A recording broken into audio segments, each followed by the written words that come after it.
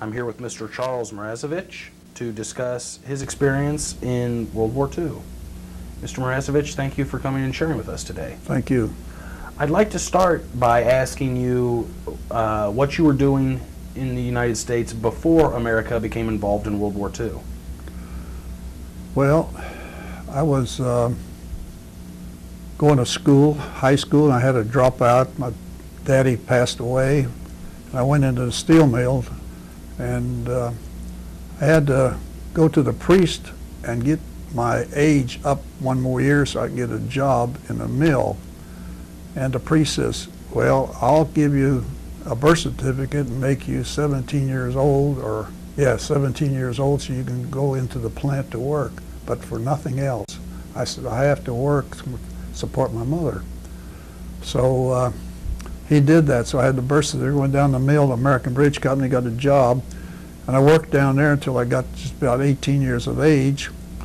And in the meantime, while I'm working there, I'm a pretty good basketball player. I played a lot of semi-pro ball and all that with the older boys, and I got pretty good as a basketball player.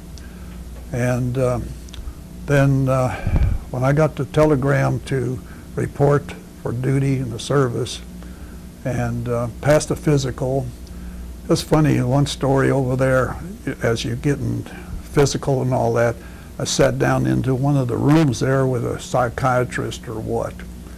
And he looked at me and he says, are you willing to die for your country? As an 18-year-old, I was shocked. I said, die for your country? I said, what's the rest of them say? He said, they said, all right. He said, okay, put me down for okay. So I thought, thinking, fighting for my country. I never thought about that at that time. And then when I got into Fort George Meade, Maryland, and they got a whole bunch of us together, put us on a train, and we all went to Fort Lewis, Washington State. Took us about 5 days getting up there. And that was my first, when I got up to Fort Lewis, they said, you're going to be in an anti-tank. And I didn't know what an anti-tank was. So we got up there, we found out we had that artillery piece, and a 37 millimeter was going to have a 10-man crew to run the gun. And my first experience with the sergeant, our master sergeant, he was a little guy, and there was 6 of us lined up in front of his desk, and we were all tall. I don't know why, because a lot of the anti-tank guys were pretty good size.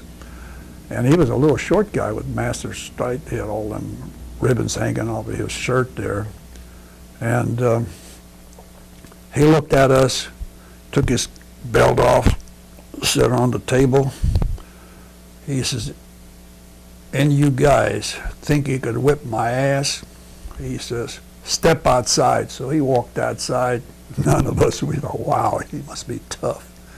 We didn't go out. He come back, put that gun belt back. He said, I think we understand one another. You are in the U.S. Army.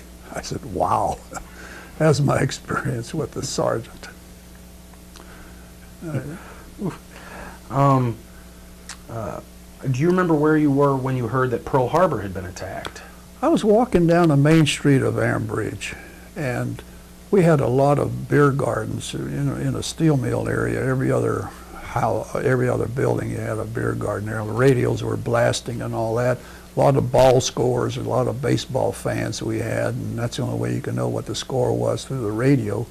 And all at once, blasting off as Pearl Harbor was bombed. Pearl Harbor, and I must have been about 16 at that time, and I said, Pearl Harbor, where in the world is that?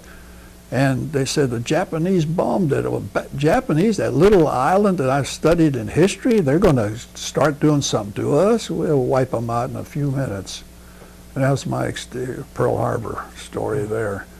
I was surprised about that little island trying to beat the big United States. Had you followed the war news up to that point before America became involved of the British fighting against the Germans alone or the Japanese fighting against the Chinese?